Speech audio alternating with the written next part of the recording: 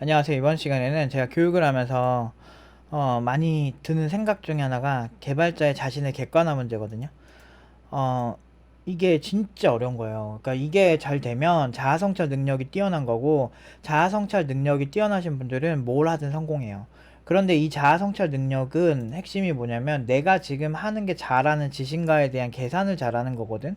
내가 하고 있는 게 잘하고 있는가라는 건데, 팀노바를 보면 많은 사람들이 의아한 게 쟤네들이 왜 이렇게 연봉 얘기를 많이 하지? 라고 얘기를 하는데, 직장인들 특히나 여러분들 네카라쿠베 당토가 많은 사람들에 의해서 이렇게 선호받게 된 이유는 돈을 많이 주기 때문이기도 하고 개발자 문화를 잘 이해하고 있다는 거죠. 근데 일단은 제일 큰 건 돈이에요. 만약에 쿠팡이 연봉 지금 4천 준다 그러면 누가 쿠팡에 그렇게 열광하면서 가겠냐고. 네이버가 지금 연봉 3천 준다 그러면 신입 그러면 가겠어요? 지금 정도 5천 정도 가까이 준다라는 게 이제 많이 퍼졌으니까 사람들이 아 그래도 네이버 괜찮구나 이런 생각을 하는 거란 말이지. 근데 문제는 이제 사실 제일 어이없는 게 뭐냐면 국비 지원 가면서 네카라급의 당토를 생각하는 사람도 있다라는 거지. 나는 특별할 줄 아는 거죠. 근데 사람들이 다 그래. 로또 살 때 나가 1등 될지도 모른다라는 생각하고 나는 다르다라고 생각하는데 그런 사람들만 모여서 로또를 사는 경우가 되게 많다는 거지. 그러니까 나는 괜찮을 거야라고 생각을 하는 경우가 꽤 많아요. 살다 보면. 그러면 그런 경우에 계산만 하는 사람들은 한계에 봉착할 수밖에 없죠. 그러니까 다들 좀 그런 경향이 있어. 막 예를 들면 투자할 때 단타 같은 거 할 때도 내가 이거 사고 싹 이렇게 빼서 내가 적합하게 딱 빼가지고 팔아야지 이런 식으로 얘기를 하는데 그러다 다 물리거든. 그러니까 그런 거예요. 그 초보자랑 경험자랑 그게 차이거든. 잘하는 사람들 진짜 그럴 때 딱 빠져나오고. 근데 왜 그러냐면 이제 내가 웃긴 게 이제 자기 자신을 굉장히 잘 안다고 생각하는 사람들이 되게 많더라고. 근데 실제로 자아 성찰 능력이 뛰어난 사람들은 그렇지 않거든요. 근데 우리가 행복하려면 그냥 단순하게 나는 괜찮은 사람이야 그냥 막연하게 생각하는 것도 나쁜 방법은 아닐 수 있어요. 그런데 정확하진 않죠. 그래서 제가 사람들한테 팩폭한다는 얘기를 좀 많이 들었거든요. 근데 그런가? 나 이제 우리 누나들이 옛날에 저희 누나가 둘인데 이제 작은 누나랑 이제 같이 이렇게 얘기를 하는데 누나가 언젠가 무슨 얘기를 하다가 이제 그 누나들이 날 무서워한다는 거야. 그래서 왜? 그랬더니 너가 좀 팩폭하니까 무섭대요. 그래서 내가 그때 당황했거든. 내가 진짜 그런 성격이었구나. 라고 했거든요. 근데 어느 순간 내가 그러고 있더라고. 막 부모님도, 우리 집은 그래, 가난했거든. 근데 그렇다고 해서 성실하게 안 사신 것도 아닌데, 가난했었어, 어렸을 때. 근데 내가 어렸을 때는 그냥 열심히 하셨는데 안 되는 거고, 뭐, 그런 이제 학습된 무기력이 되게 많잖아요. 막 이번에는 잘 될 거라 했는데 안 되고, 이번에 잘 될 거라 했는데 안 되고, 막 이런 게 되게 생기면서 계속 가난하게 좀 살다 보니까, 이제 학습된 무기력이 많은 거야. 부모님 보면서 느낀 게 뭐였냐면, 열심히 해도 안 되는구나. 이게 어쩔 수 없구나. 그러면서 금수저론을 맹신할 수밖에 없는 그런 상황에 처할 뻔했는데, 저의 이런 자아성찰 능력이 저를 구제한 것 같아요. 그러니까 나는 지금 얼마나 미련한지, 내가 뭘 잘하고 있고, 내가 뭘 못하는지에 대해서 굉장히 팩폭을 하는 거지. 예를 들면, 하루 한두 시간 내가 공부해 놓고서 나는 왜 공부를 못하지 이런 하고 있는데 평균적으로 열심히 하는 친구들은 책상에 앉아서 한 대여섯 시간 이상은 하고 있다더라 라는 거를 알려고 했고, 알고 나니까 내가 절대적인 시간이 부족해서 그 친구들보다 못했던 거구나 라는 생각을 한 거죠. 내가 가난하고 우리 집이 답이 없으니까 내가 못한 게 아니었구나. 일단은 절대적인 거를 맞춰놓고 그 다음 비교해 볼까 라는 생각들을 많이 했던 것 같아요. 그래서 만약에 부자가 된 사람들 또는 뭔가를 잘하는 사람들, 개발 잘하는 사람들 보면 저는 처음에 제가 20살 때 처음에 이쪽에서 시작을 하고 이제 본 많은 사람들이 선배들이 다 잘하잖아요. 저보다는 20살에 보면. 그러니까 그 사람들한테 배우려고 노력을 많이 했어요. 근데 이렇게 하다 보면은 또 이제 그지 같은 사람들도 많고 저 사람 시킨 대로 했다가 피도 많이 보고 쟤는 좀 믿으면 안 되겠다 이런 사람들이 있거든요. 그런 사람들 보면서 개발자들이 경력이 많다고 다 좋은 게 아니구나. 그런 경험들을 많이 하면서 자아성찰 능력이 많이 발달을 했던 것 같아요. 그러니까 이게 시장에 대해서 좀 현실적인 이해가 필요한 거죠. 그러니까 지금 생각해보면 우리 부모님들이 가난하고 지금도 제가 부모님들 생활비랑 이런 거 드리거든요. 한 달에 200씩 월세랑 그거 해가지고 200 정도 나가는데 이렇게 되게 된 이유가 결국엔 부모님도 열심히는 맞지. 나 우리 부모님 좋아요. 그러니까 우리 부모님 좋아하고 다시 태어나도 우리 부모님들 밑에서 자라도 괜찮다 생각이 들어요. 그 정도로 좋긴 하지만 그거랑 이 사람들이 가난할 수밖에 없었던 이유는 다른 문제라고 생각을 하는 거죠. 그러니까 이런 게 사실은 인류에 조금 벗어날 수도 있을 수 있는데 인류를 사랑하니까 좀 더 현실적으로 보고 싶은 거예요. 저는 학생들 너무 좋아하거든요. 그리고 학생들은 뭐 사랑한다라고 말하기까지 힘들지만 그래도 나를 믿어주고 이렇게 같이 이렇게 힘들 수 있는데 열심히 해주는 친구들 너무 좋거든. 너무 고맙고. 근데 그런 친구들이 고마운 거랑 얘가 지금 상품성이 있는 거 얘가 잘 못한다 못 잘한다라고 봐주는 건 좀 다른 문제예요. 그러니까 감정적으로는 난 너무 좋아 학생들. 어떻게 나같이 성격이 이렇게 되바라지고 답 없는 애한테 배우겠다고 오지? 이런 생각 들 때 많거든. 그리고 너무 좋아해줘. 그러니까 내가 너무 고마운 거야. 어떻게 나를 이렇게 왜 좋아하는 거지? 이런 생각이 들 때도 좀 있어요. 물론 욕도 많이 먹지만 이제 내부에서 그렇게 사랑도 많이 받으니까 제가 그런 거에 크게 딜이 안 박히는 거예요. 외부에서 말하는 건 별로 딜이 안 박혀요. 근데 그렇지만 그거랑 상관이 없어. 내가 그 사람한테 하는 평가는. 근데 진짜 뭐 악마가 아닌 이상은 남한테 안 좋은 평가하는 거 즐기는 사람들이 어디 있어. 그러니까 이게 그 사람들이 그런 얘기 들었을 때 상처받는 것도 많이 받고 학생들이 그런 거 보면서 그런 얘기 하지만 이런 거에 단련이 되면 스스로를 보는 능력이 생기죠. 그러니까 이게 인간의 본능을 조금 얘기를 하고 싶은 게 여러분들 우리보다 불쌍한 사람들한테 악플 잘 안 달잖아요. 근데 내가 만만하다고 생각했던 대상이 예를 들면 우리가 학력 사회에서는 학력이 절대적이잖아. 그럼 내가 학사를 나와서 인서울 학사를 나왔는데 고졸이라는 애들이 나보다 연봉을 많이 받으면 그때부터 화내기 시작하거든. 그냥 고졸 친구가 편의점 알바를 한다 라고 하면 화가 안 나. 근데 고졸 친구가 편의점 알바를 하면서 나보다 훨씬 편의점 알바가 아니지. 고졸 친구가 네카라쿠베 당토에 들어갔어. 다 합격했대. 그러면은 이제 열불나기 시작하지. 니가 감히? 이런 거. 그러니까 공무원 사람들이 공무원 만만하게 생각하는데 환경미화원이 27억 막 30억 경매를 통해서 버니까 걔 자르라고 전화가 그렇게 많았대잖아. 이게 나이가 많이 먹는다고 성숙하는 게 아니에요. 제가 이제 나이를 먹고 이제 한 이제 부록이 가까워지는 시점에 오니까 알겠더라고. 아, 40살 처먹고 50살 처먹었는데 답 없는 애들 존나 답 없다. 이게 똑같아. 20대 때 양아치였던 애들이 40대에서도 양아치가 되는 거예요. 그러니까 가까워지니까 알겠더라고. 나는 옛날에 되게 막연했거든. 아, 40대 막 형들 하면 되게 멋있어 보이고 성숙해 보이고 막 그런 때가 있었어. 그런데 이제 50대가 돼서도 답 없는 사람들 많이 봤지. 이게 그런 거 보면서 아, 이게 진짜 그냥 20대 때 괜찮던 사람이 40대 돼서도 괜찮은 거고, 아, 답 없던 애들은 40대 50대 돼서 양아치로 사는 거구나. 근데 20, 30대 때처럼 못하는 건 젊지가 않으니까 그나마 적당히 이렇게 하는 거지. 객기 부리고 살던 사람은 나이 먹어도 객기 부리고 살더라고요. 그래서 저는 사람들 이렇게 보면 약간 좀 위험 요소가 있다 보면은 그냥 가까이 두질 않아요. 그냥 바로 손절해요. 그러니까 손절도 아니지. 그냥 잘라버리는 거지. 근데 이게 되게 웃긴 게 이게 자기 스스로 자기를 사랑하는 거는 맞는데 그 여러 이제 정신과 의사분이 얘기를 하는 거 들었는데 가장 정신 건강이 좋은 상태는 내가 아름답지 않은데 아름답다고 포장을 하는 거 이런 것도 되게 이상한 거예요. 막 보면 미국 막 가수 뭐 리쪼 이런 사람들 보면은 난 아름다워 다 막 엿먹으라 그래 막 이런 노래를 부르잖아. 근데 그런 거 보면은 다 열광하잖아. 근데 되게 아까 그런 음악이 어떤 좋게 소비되어지는 거는 동의를 하는데 그러면서 예를 들면 그런 사람 있잖아.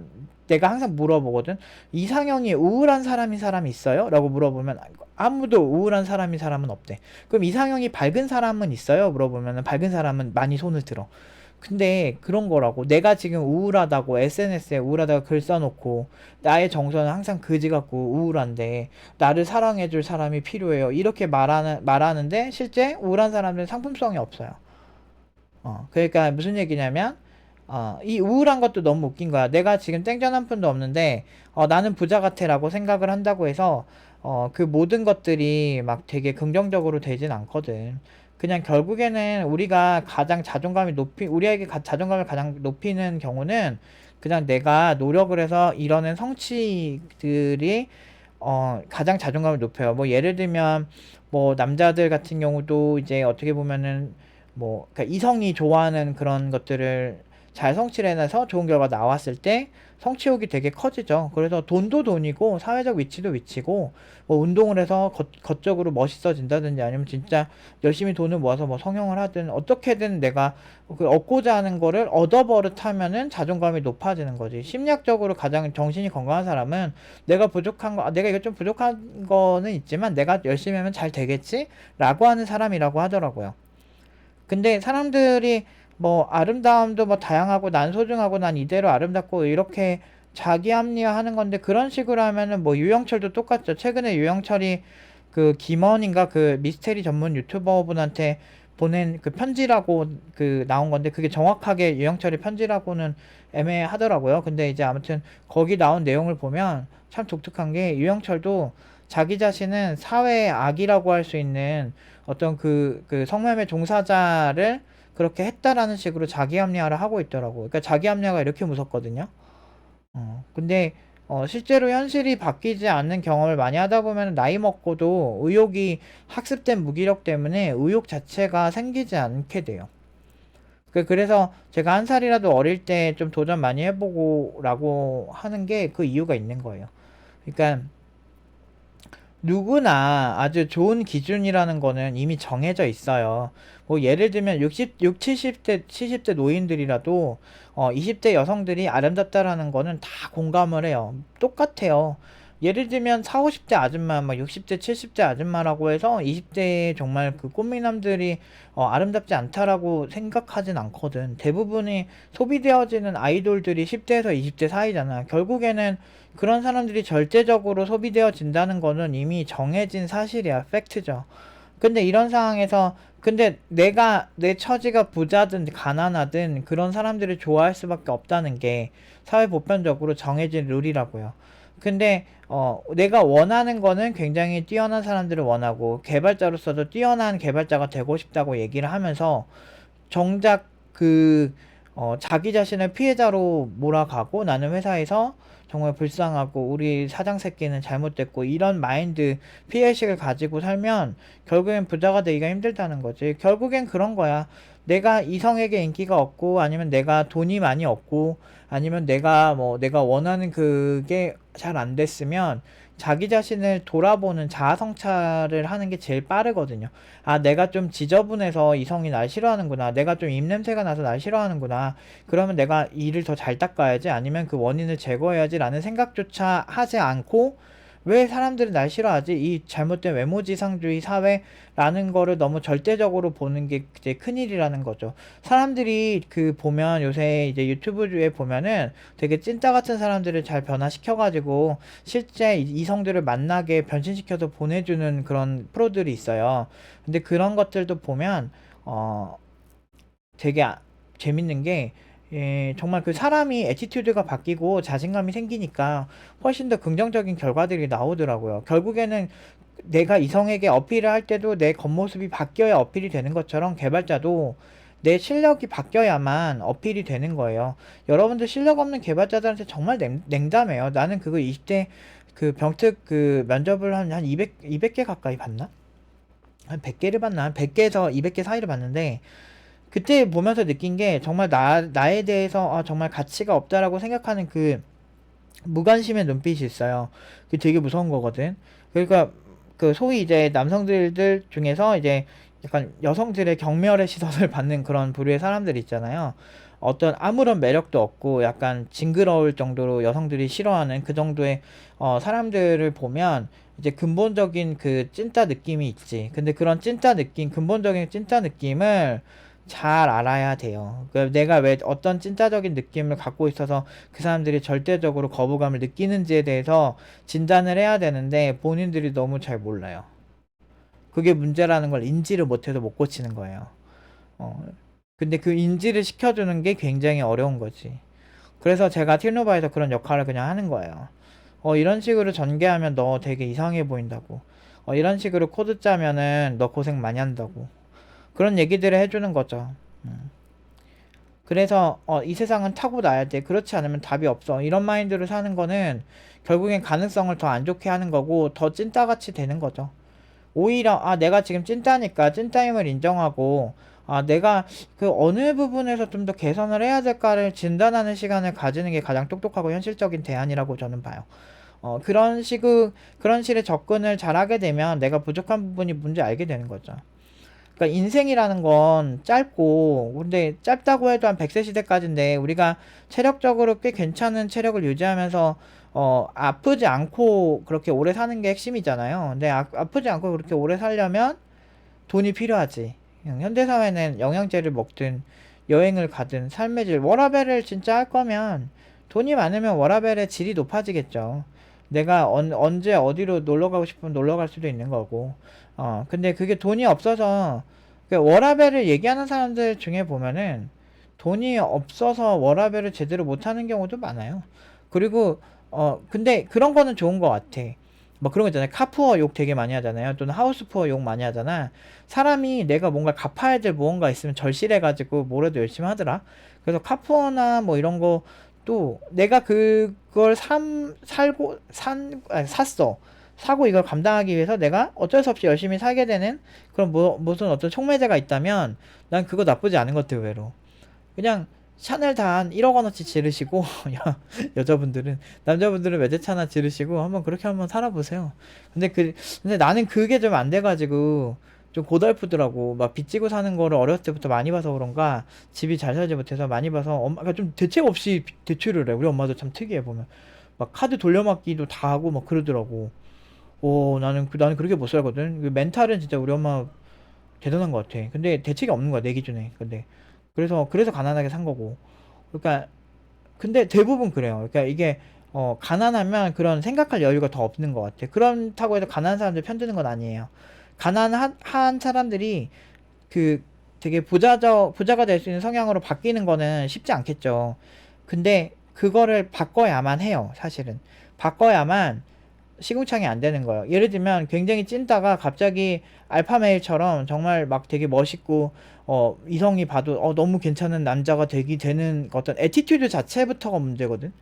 여자도 마찬가지예요. 막 되게 정말 인기 많고 맨날 사랑만 받던 그 여성들은 오히려 적대적이지 않거든. 근데 반대로 하도 어렸을 때부터 놀림만 받고 막 사람들이 천대하고 관심도 안 주고 이런 걸 너무 받다 보면 사람들이 좀 이렇게 뾰족뾰족 될 수밖에 없거든. 좀 어쩔 수 없어. 근데 그게 사회가 문제인가라고 생각해 볼 필요가 있어. 외모지상주의가 문제일까? 생각을 하는데 중요한 그렇게 못난 사람들도 그런 잘난 사람들 좋아하는 게 핵심이지. 그런 친구들도 막상 친척들 이런 데 딱 가면은 막 옛날에 뭐 우리 뭐 친척 누나도 동방신기 되게 좋아했거든. 그 동방신기 사진 이렇게 모으고 막 그랬지. 막 그리고 막 그냥 평범하게 생긴 사람들 뭐 친척 동생들 이렇게 집에 가보면 옛날에 막 나는 어느 뭐 아이돌 그룹 좋아하고 이거 다 있다니까. 취향이라는 게 그러니까 우리가 평범해도 좋아하는 취향은 좋은 거 오마카세 좋다는 거 알고 호텔 좋다는 거 알고 어디 막 놀러 갔을 때 좋은 숙소가 좋다는 거 누구나 다 알아. 근데 문제는 애써 그거는 나랑 어울리지 않는다고 생각하고 내 현실에 타협을 하는 경우가 많다는 거지. 물론 그런 타협하는 현실적인 것도 있는 것도 좋긴 한데 그래도 비벼볼 만한 거라면 특히나 능력적인 거는 우리가 이렇게 트라이 해가지고 좀 비벼볼 만 하거든요. 왜냐면 진짜 돈 버는 게 개발자도 마찬가지고 그냥 영혼 없이 그냥 코딩하는 애들 말고 내가 좀 이렇게 이 짧은 시간 내 20대 내 30대 이 짧은 시간 내가 최대한 집중해서 잘해보겠어 이런 탄력적으로 사는 사람과 그렇지 않은 사람은 차이가 크거든. 탄력적으로 안 살고 잘 못하니까 욕 처먹으니까 집에서 회사 출근하기 너무 싫고 스트레스 받고 세상은 다 문제 있고 이렇게 되는 거지. 내가 일 잘했어. 그럼 회사에서 가면 날 너무 좋아해. 그럼 내가 발언권이 되게 많고 사람들이 나 존나 존중해.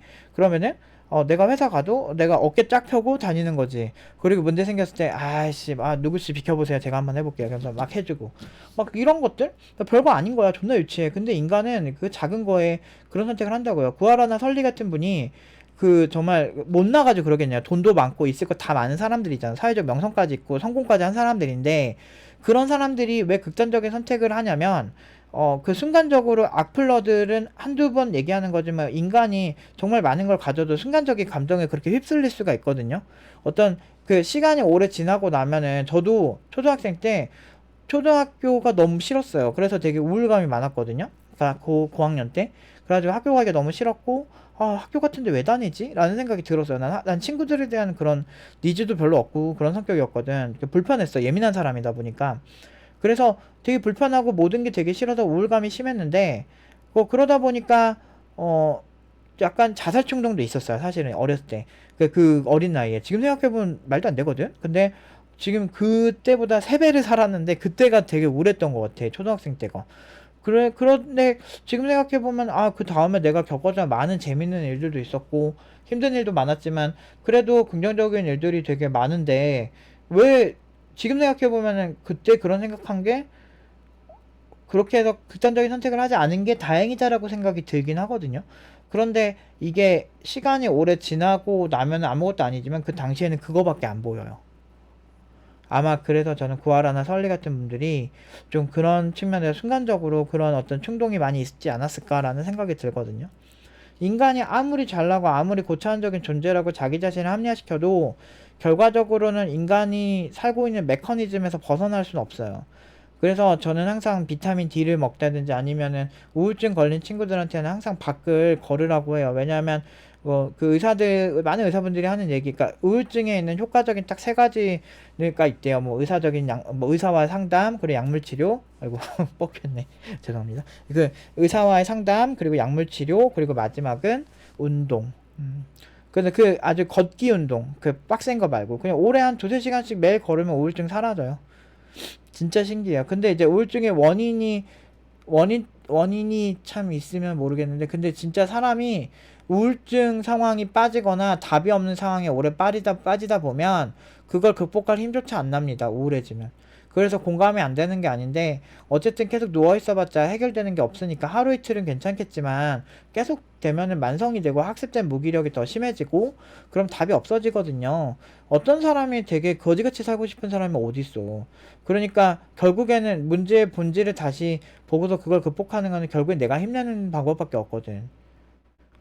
그 자신의 객관을 하면서 힘내서 긍정적인 방향으로 가면 결국엔 시간 지나면은 긍정적이 되어 있더라고. 그런 부분들이. 그러니까 참 인간의 메커니즘은 내가 사냥을 해서 어떤 무언가를 딱 사냥을 했을 때 그 쾌감 있잖아요. 게임은 그런 보상 심리를 이용하는 거거든. 그런 것처럼 우리가 일상에서 연봉으로 그 사냥감을 낚아채는 그런 효과들을 계속 발현시키면 자연스럽게 자신의 인생에 대해서 진짜 진정한 주관이 뚜렷해지고 되게 건강한 그런 삶을 살 수 있지 않을까 싶습니다. 아무튼 제가 이런 얘기 하는 게 되게 웃긴 건데, 아무튼 좀 많이 힘드니까 요새 다들 힘내셨으면 좋겠어요. 아무튼 오늘 여기까지 하도록 하겠습니다.